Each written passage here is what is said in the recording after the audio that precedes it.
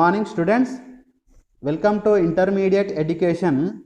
So after your SSC, so in college, four groups offered in this college. So one is MPC, BIPC, CEC and HEC.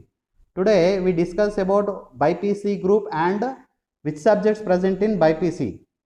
So one is the botany and second one is the zoology. So this is called as biology in your SSC textbook, and physics, chemistry. So these physics and chemistry together called as physical sciences in your SSC, and including of two languages, one is the Telugu and second one is the English. So completely 6 subjects present in BIPC group. So now introduction of zoology. So the study of animals is called as zoology. The study of plants is called as botany. So today we discuss about what is zoology. So in your zoology unit 1 topic is present, Nana, diversity of living world. So here the meaning of diversity means together of different types of animals or organisms is called as diversity of living world. So what is biology? So this is two Greek word combination. Bios means life or living things, and logos means to study that. So the study of living organism is called as biology. So as per in your history, so the biology word is introduced the Lamarck in 1809. So he is the French scientist. Okay. So the study of living world. So what is that living world, Nana? Botany as well as zoology. So both having that living things. So not only animals, the plants also having that living organism. Why? Because, Nana, the seeds can be enhanced and the metabolic activities can be occurred in plants.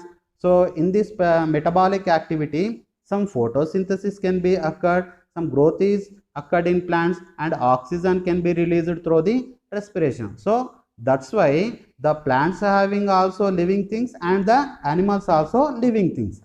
Here the main difference between the plants and animals. So this is the non-locomotory organs cannot move, okay, and the animals is the locomotory organs can freely moving one place to another place. So this is the main difference between the botany and zoology, but together both are the living things. So now, so in this diversity of living world, so mainly the Whittaker is the one of the scientists explain that 5 kingdom classification. So this is the most important for the MSET and in your NEET bits, Nana.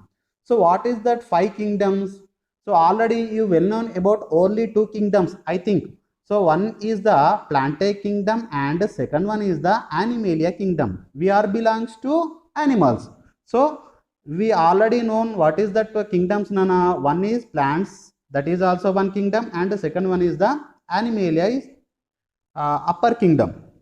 So before plant and Animalia kingdom, so in evolutionary history, so bacteria or Monera is the one of the primitive kingdom, okay, and the second kingdom is called as fungi, and third one is called as protista. So this is also known as unicellular organisms.